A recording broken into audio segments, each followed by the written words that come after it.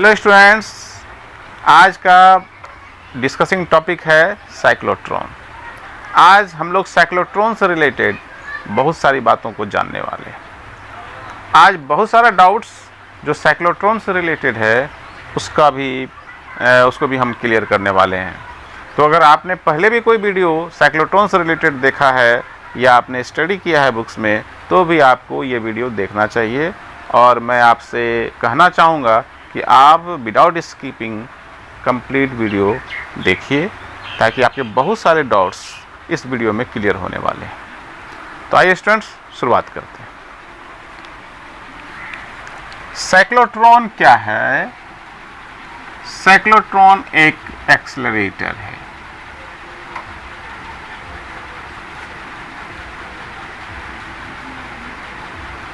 ठीक है ना, मतलब ये एक्सेलरेट करता है। किसको एक्सेलरेट करता है? तो ये पार्टिकल को एक्सेलरेट करता है। कौन से पार्टिकल को एक्सेलरेट करता है? तो चार्ज्ड पार्टिकल को एक्सेलरेट करता है। कौन से चार्ज्ड पार्टिकल को? क्या सबको? तो आंसर है नहीं, हैवी चार्ज्ड पार्टिकल्स। मतलब ये हैवी चार्ज्ड पार्टिकल एक्सेलरेटर है साइक्लोट्रॉन। क्लियर? यहाँ पर एक टर्म है, पहली बात तो ये जाने हम कि ये चार्ज्ड पार्टिकल को एक्सेलरेट करता है। दूसरी बात, ये लाइट चार्ज पार्टिकल्स, मतलब कि जो चार्ज पार्टिकल का मास बहुत कम है उसको वो एक्सेलरेट नहीं करता है। तो किसको करता है? वो हैवी चार्ज पार्टिकल्स को एक्सेलरेट करता है। इस पर चर्चा हम और आगे करेंगे और इसको और डिटेल में आपको बताएंगे। फिलहाल आप ऐसा समझें कि cyclotron is a heavy charge particle accelerator. Clear है? तो इलेक्ट्रॉन, ये जो साइक्लोट्रॉन है ये क्या है? Is a heavy charge particle accelerator. ठीक है, अब इसको बनाया किसने है? इसका इन्वेंशन किसने किया है? तो इसका इन्वेंशन किया है अर्नेस्ट लॉरेंस और एमएस लिविंगस्टन। दोनों अमेरिकन थे और इन लोगों ने इस साइक्लोट्रॉन का इन्वेंशन किया। अब एक बात आएगी समझ में कि सर, जब ये चार्ज पार्टिकल को एक्सेलरेट करता है, मतलब कि ये एक एक्सेलरेटर है, तो सर मेरे पास ऑलरेडी हम जानते हैं कि एक और इलेक्ट्रोस्टैटिक एक्सेलरेटर मेरे पास है, और जिसका नाम है वान डी ग्राफ जनरेटर। और ये वान डी ग्राफ जनरेटर भी पार्टिकल को एक्सेलरेट करने का काम करता है।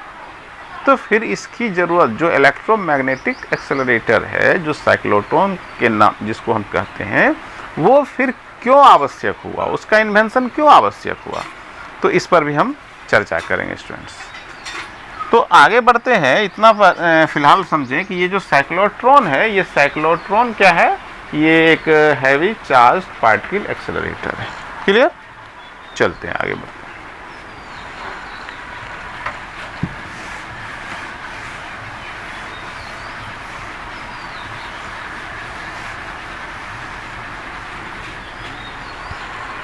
अब देखिए कि ये जो एक्सेलरेटर है, मतलब ये क्या करता है? ये एक्सेलरेटर है। तो हमें पता है कि accelerator one which makes some particles accelerate. वो किसी भी पार्टिकल को, अगर ये किसी पार्टिकल को एक्सेलरेट करता है तो इसका मतलब है कि ये एक्सेलरेटर है। और एक्सेलरेशन का क्या मतलब होता है? वो वेलोसिटी को इंक्रीज कर देना। ठीक है ना? तो जो ऑलरेडी हम एक्सेलरेशन की परिभाषा जानते हैं, उसका डिफिनेशन जानते हैं कि एक्सेलरेशन क्या है? Rate of change in velocity. यानी कि अगर ये इनिशियल वेलोसिटी u है और फाइनल वेलोसिटी u है, इनिशियल वेलोसिटी u है और फाइनल वेलोसिटी v है, तो चेंज इन वेलोसिटी क्या होगा, v माइनस यू, और इसमें जो टाइम टेकन है अगर वो t है तो v minus u upon t, this is acceleration, यानी v minus u is equal to a t and v is equal to u plus a t. ये हम जानते हैं अपने, ये अंडरस्टूड। तो एक्सेलरेशन कहीं भी है तो, और एक बात और हम जानते हैं कि force is equal to mass multiplied by acceleration. तो अगर एक्सेलरेशन है तो there exist some force also. ठीक, चलिए अब देखें यहाँ पर ये एक्सेलरेटर है तो यहाँ पर फोर्स भी होगा, यहाँ पर दो फोर्स भी होगा, एग्जिस्टेंस ऑफ फोर्स, ठीक है ना। तो यहाँ पर फोर्स, दो फोर्स होगा, एक फोर्स होगा इलेक्ट्रोस्टैटिक फोर्स, जिसको हम कूलॉम फोर्स भी कहते हैं, और ये एक इलेक्ट्रोस्टैटिक फोर्स, और दूसरा होगा लॉरेंज फोर्स, जिसे हम मैग्नेटिक फोर्स भी कहते हैं। यहाँ पर दो फोर्स का एग्जिस्टेंस होता है, एक इलेक्ट्रोस्टैटिक फोर्स जिसको हम कूलॉम फोर्स भी कहते हैं, और दूसरा लॉरेंज फोर्स, ठीक है। इलेक्ट्रोस्टैटिक फोर्स अगर किसी चार्ज को एक्सेलरेट करने का काम करता है, ठीक है ना, उस पर एक फोर्स लगाता है, वो फोर्स कितना होता है हमें पता है कि ये जो फोर्स अगर हम मान लेते हैं, अगर इसकी इंटेंसिटी अगर ये मान लेते हैं F है, तो ये अगर चार्ज Q है तो QE ये फोर्स अप्लाइड होता है इस पे, एक चार्ज पे, और लॉरेंज फोर्स कितना लगता है इस पे हम और डिटेल में बता रहे हैं। तो इतना समझें कि ये इस पे दो फोर्स काम करते हैं। क्लियर है? चलिए अब हम ये तो हम जानते हैं कि भाई ये जो है ये इलेक्ट्रोस्टैटिक फोर्स है। फोर्स का क्या होता है, फोर्स होता है 1/4 pi epsilon not Q1 Q2 upon R square, और अगर मीडियम, ये जो है मीडियम आसपास वैक्यूम है या एयर है, ठीक है, इसके लिए एप्सिलॉन नॉट का प्रयोग करते हैं। ये हमें पता है। लॉरेंज फोर्स की स्थिति में देखिए क्या होता है।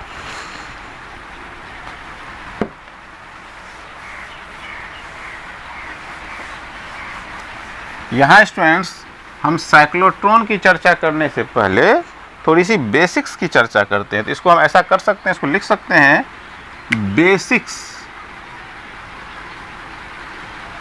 Basics of cyclotron. पहले इसको समझते हैं कि बेसिक्स ऑफ साइक्लोट्रॉन।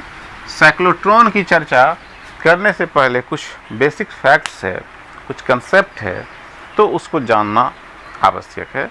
तो उसको कंटिन्यू करते हैं और उसको समझते हैं।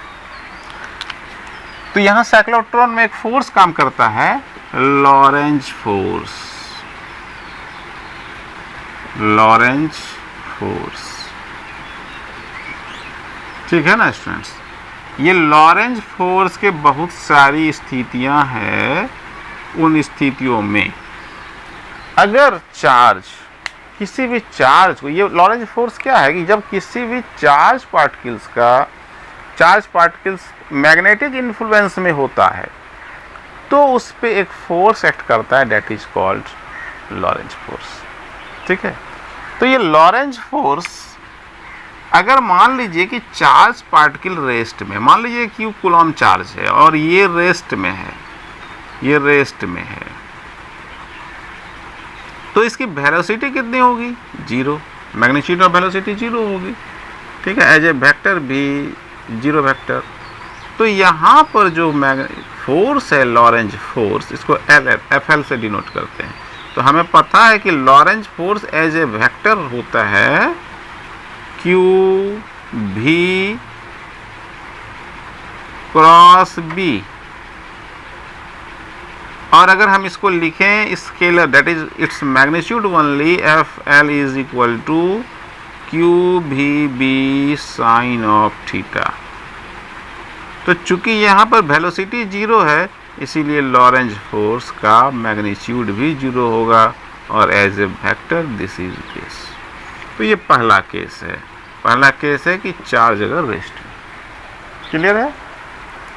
अब नेक्स्ट देखते हैं कि अगर चार्ज मोशन में, ये फर्स्ट केस है। दूसरा केस है कि चार्ज इन मोशन। तो चार्ज इन मोशन किस तरह से है? अभी तक तो हमको ये पता चला कि चार्ज रेस्ट में नहीं है, चार्ज इन मोशन। लेकिन ये मोशन किस तरह का है, किस स्थिति में ये मोशन कर रहा है, उसको समझते हैं। तो मान लीजिए कि मैग्नेटिक फील्ड, यहाँ देखिए मैग्नेटिक फील्ड का डायरेक्शन कुछ इस तरफ है और जो चार्ज मोशन कर रहा है उसका जो वेलोसिटी का डायरेक्शन है वो भी कुछ इस तरफ है। तो यहाँ पर जो थीटा एंगल है वो बन रहा है 0 डिग्री, पहली स्थिति। दूसरी स्थिति ये भी हो सकती है कि मैग्नेटिक फील्ड का डायरेक्शन इधर है और जो चार्ज है उसका जो मोशन है उसका डायरेक्शन कुछ इधर है। तो यहाँ पर थीटा होगा 180 डिग्री। ऐसी स्थिति में क्या होगा? ऐसी स्थिति में भी जो लॉरेंज फोर्स है वो होगा 0 वेक्टर। ठीक है? इसका मतलब कि यहाँ भी लॉरेंज फोर्स नहीं लगेगा। तो रिजल्ट क्या होगा स्टूडेंट्स? ये जो चार्ज का मूवमेंट है, चार्ज जो मोशन, जिस चार्ज का जो मोशन हो रहा है, चाहे अलोंग मैग्नेटिक फील्ड हो या फिर अपोजिट मैग्नेटिक फील्ड हो। मान लीजिए कि ये मैग्नेटिक फील्ड का डायरेक्शन है और चार्ज भी इस हर ही मोशन कर रहा है, तो इसके अलोंग इसका थीटा कितना है? 0 है। तो यहाँ पे लॉरेंज फोर्स भी 0 हो जाएगा और लॉरेंज फोर्स 0 हुआ। या फिर अगर मैग्नेटिक फील्ड का डायरेक्शन कुछ इस तरफ है और जो चार्ज मोशन में उसकी वेलोसिटी कुछ इस तरफ है, तो देखिए इसके बीच का एंगल 180 होगा। ऐसी स्थिति में भी क्या होगा?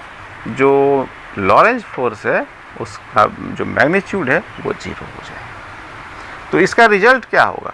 ये जो मोशन है लीनियर मोशन हो जाएगा चार्ज पार्टिकल्स के लिए।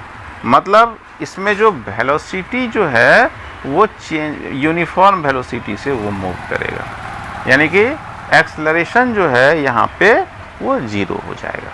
ठीक है? तो इसकी वेलोसिटी यूनिफॉर्म, चूँकि फोर्स 0 है तो मास तो है ही है चार्ज पार्टिकल्स का, तो एक्सेलरेशन 0 होगा तो फोर्स 0 होगा, यानी ये यूनिफॉर्म लीनियर मोशन करेगा चार्ज। क्लियर है? तो ये कब होगा? ये होगा कि अगर मान लीजिए कि चार्ज पार्टिकल का मोशन इस तरफ है, ठीक है, v वेलोसिटी है, और अगर हम यहाँ पे रखते हैं, सपोज करें नॉर्थ पोल को, और यहाँ पे रखते हैं साउथ पोल को, तो जो इसका डायरेक्शन होगा वो भी इस तरफ होगा। तो ऐसी स्थिति में थीटा 0 हो जाएगा।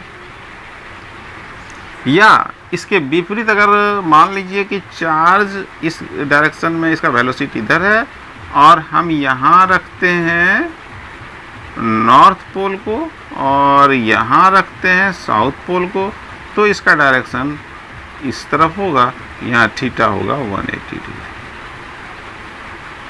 ठीक है? क्लियर है?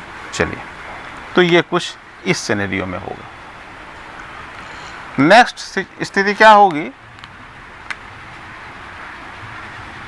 नेक्स्ट केस है कि थीटा अगर 90 डिग्री हो, मतलब क्या हुआ कि अगर मैग्नेटिक फील्ड, ये मान लीजिए नॉर्थ पोल, ये है साउथ पोल, तो इसका कुछ डायरेक्शन इधर है और यहाँ पर मतलब ये इस तरफ मान लीजिए ये है, ठीक है, cross cross cross cross cross, ठीक है ना। अब यहाँ पर अगर कोई चार्ज पार्टिकल्स मोशन कर रहा है इस डायरेक्शन में, तो क्या होगा? यहाँ पर लॉरेंज फोर्स, ये जो चार्ज पार्टिकल्स की जो वेलोसिटी है उसके परपेंडिकुलर हो जाएगा। मतलब अब ये चार्ज पार्टिकल्स यानी कि ये जो है इस तरह का कुछ होगा, जैसे कि अगर मान लीजिए कि इसकी वेलोसिटी का डायरेक्शन ये है, तो इसका जो डायरेक्शन होगा, सपोज करिए ये सर्कुलर मोशन करने लगेगा, क्योंकि अगर एक वेलोसिटी इधर है और एक वेलोसिटी अगर इस तरफ है, इस तरफ, तो क्या होगा, उसका रिजल्टेंट इस तरफ होगा।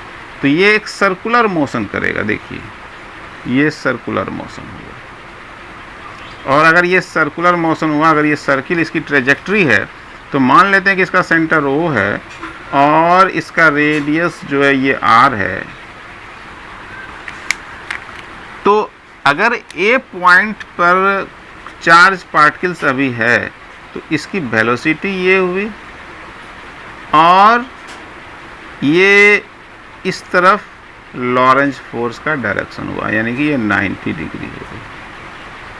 ठीक है, यहाँ पर भी अगर लें तो इसकी वेलोसिटी का डायरेक्शन ये होगा और लॉरेंज फोर्स का डायरेक्शन ये होगा। यहाँ लें तो वेलोसिटी का डायरेक्शन इधर और ये हो गया लॉरेंज फोर्स का डायरेक्शन। ऐसी स्थिति में क्या होगा? ऐसी स्थिति में होगा ये कि जो चार्ज पार्टिकल्स है वो सर्कुलर मोशन करने लगेगा और उसका स्पीड कांस्टेंट होगा। हालांकि ये बात ध्यान देने योग्य है स्टूडेंट्स कि इसकी velocity as a vector change होगी। क्यों? कि हमें पता है कि वेलोसिटी एक वेक्टर क्वांटिटी है और वेक्टर क्वांटिटी में अगर मैग्नीट्यूड चेंज करता है या फिर उसका डायरेक्शन चेंज करता है या फिर दोनों चेंज करता है, तो हम कहेंगे कि as a vector this as a vector quantity ये जो है चेंज हो रही है। वेलोसिटी यहाँ पे चेंज हो रहा है, वेक्टर भी वो चेंज हो रहा है। ठीक उसी तरह से जो वेक्टर एफ है यानी कि जो लॉरेंज फोर्स है वो भी चेंज हो रहा है। क्यों? कि उसका जो डायरेक्शन है वो चेंज हो रहा है, इस पॉइंट पे इधर, इस पॉइंट पे इधर। लेकिन दो बात ध्यान देने योग्य है उस लॉरेंज फोर्स में कि हर स्थिति में वो Lorentz force toward center act कर रहा है। और दूसरी बात क्या है कि उसका मैग्नीट्यूड भी सेम है, उसका मैग्नीट्यूड भी कांस्टेंट है। यानी कि अगर एक्सेलरेशन की बात करें तो जो यहाँ सेंट्रीपिटल एक्सेलरेशन काम कर रहा है a जो कि v²/r है, तो वो भी क्या है ना, वो भी उसका मैग्नीट्यूड कांस्टेंट है, बट एज ए वेक्टर वो वेरी कर रहा है क्योंकि उसका डायरेक्शन वेरी कर रहा है। क्लियर है? तो यहाँ पर लॉरेंज फोर्स ये होगा F Lorentz force Q V sine of theta. Theta यहाँ कितना है 90 और साइन 91 होता है, तो ये होगा लॉरेंज फोर्स इस केस में। और हम समझ पाए कि यहाँ पर जो है ये मोशन होगा चार्ज पार्टिकल्स का सर्कुलर मोशन। ठीक है, और एक बात और समझें यहाँ पर कि ये इसमें यूनिफॉर्म, यहाँ पर वेलोसिटी चेंज होगी लेकिन स्पीड इसका यूनिफॉर्म होगा, वो इस कांस्टेंट होगी। ये केस है। नेक्स्ट केस है, अब इसको हम रेज करते हैं।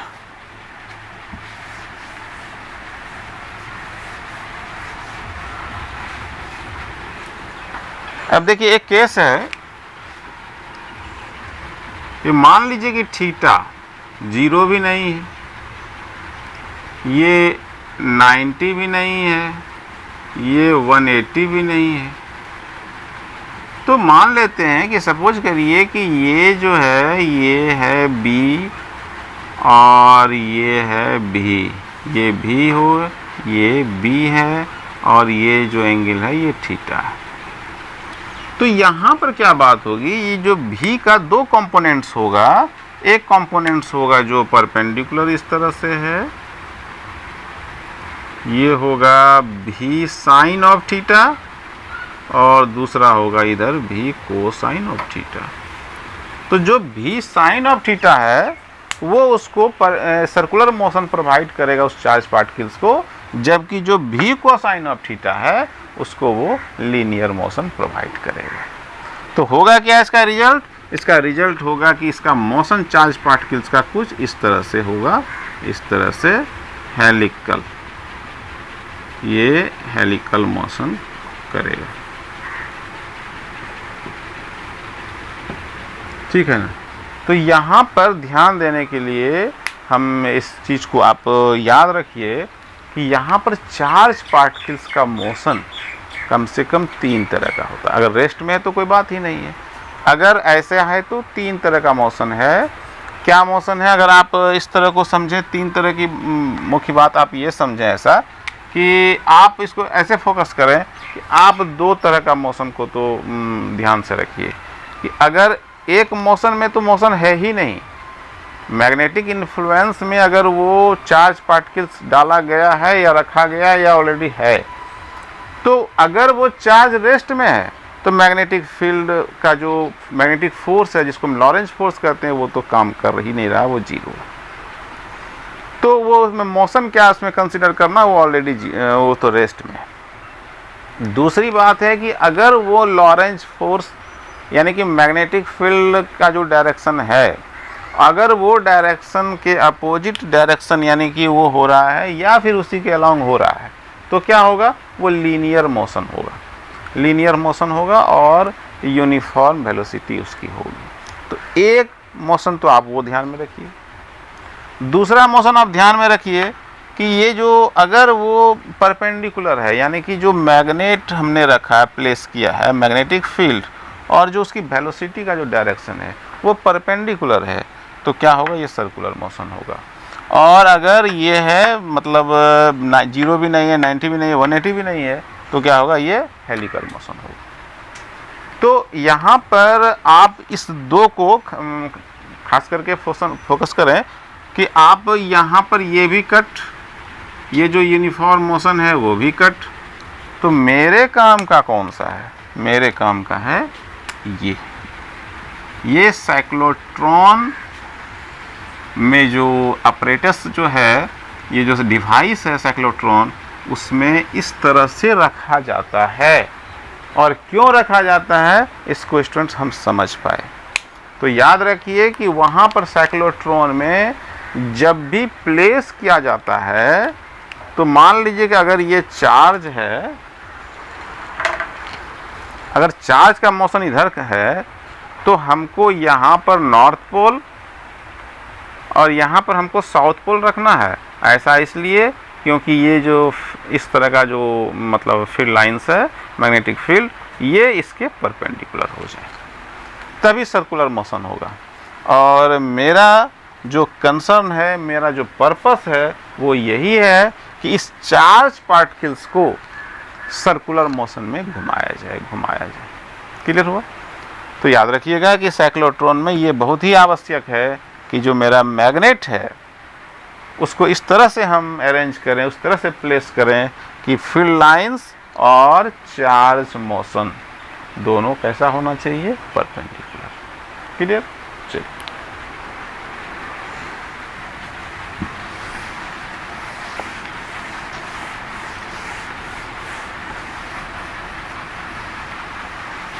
अब आगे बढ़ते हैं।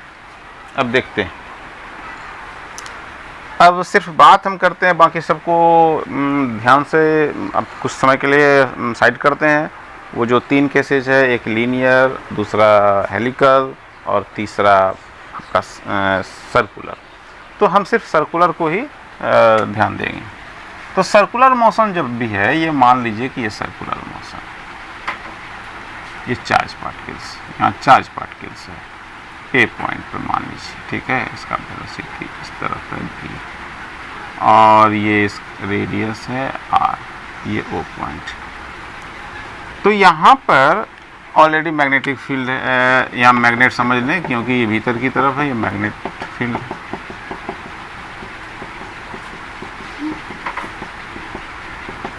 तो होगा क्या? इसका रिजल्ट ये होगा कि इसका जो लॉरेंज फोर्स है वो हो जाएगा FL QBB as scalar form, ठीक है ना। अब हमें पता है कि जब भी सर्कुलर मोशन होता है स्टूडेंट्स, तो वहाँ पर अलग अलग फोर्स जो मतलब सर्कुलर मोशन कराने के लिए जो रिस्पॉन्सिबल है, वहाँ पर हम उसको कंसीडर करते हैं। जैसे मान लीजिए कि अगर कोई इलेक्ट्रोस्टैटिक फील्ड में इलेक्ट्रॉन मूव कर रहा है, तो वहाँ पर भी अगर सेंट्रीपिटल फोर्स की बात करें तो वहाँ कौन प्रोवाइड करेगा? उसको इलेक्ट्रोस्टैटिक फोर्स प्रोवाइड करेगा। अगर हम एक पत्थर को या किसी हैवी ऑब्जेक्ट को ऐसे एक थ्रेड में घुमाते हैं इस तरह से, तो वहाँ जो टेंशन है वो उसको प्रोवाइड करेगा सेंट्रीपिटल फोर्स। अगर हम एक मोड़ पे इस तरह से घूम जाते हैं तो वहाँ जो घूमे, जो सेंटर की तरफ जो ये सेंट्रीपिटल फोर्स काम किया, वहाँ कौन काम करेगा? तो वहाँ काम करेगा फ्रिक्शन। ठीक है, तो ठीक अलग अलग सिनेरियो में, अलग अलग स्थिति में जो ये सेंट्रीपिटल फोर्स है उसको कौन प्रोवाइड करता है? तो इस केस में यहाँ पर लॉरेंज फोर्स प्रोवाइड करता है। तो अगर कोई सर्कुलर पाथ है, इसका रेडियस r है, तो और जो चार्ज या चार्ज पार्टिकल्स ही यहाँ कंसीडर करेंगे, इस चार्ज पार्टिकल्स का मान लीजिए कि मास m है, वेलोसिटी v है, तो यहाँ पर जो इसका फोर्स होगा वो क्या होगा? मास मल्टीप्लाइड बाय एक्सेलरेशन। तो यहाँ एक्सेलरेशन है सेंट्रीपिटल एक्सेलरेशन, ये होता है v² अपॉन r। ठीक है ना। और यहाँ पर जो फोर्स हो जाएगा सेंट्रीपिटल फोर्स, वो हो जाएगा mv² अपॉन r। ये हो गया सेंट्रीपिटल फोर्स। ठीक है ना। अब हम दोनों को कुल करेंगे तो क्या होगा? QVB is equal to mv² upon r। अब देखिए यहाँ पे, यहाँ r QVB is equal to mv², तो r कितना होगा? r हो जाएगा mv अपॉन QB भी कैंसिल्ड आउट, और ये r हो जाएगा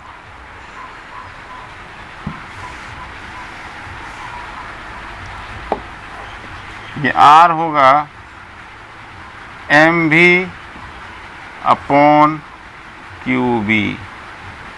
मास when we mass is multiplied by v gives momentum, तो ये इसका मोमेंटम भी हम लिख सकते हैं।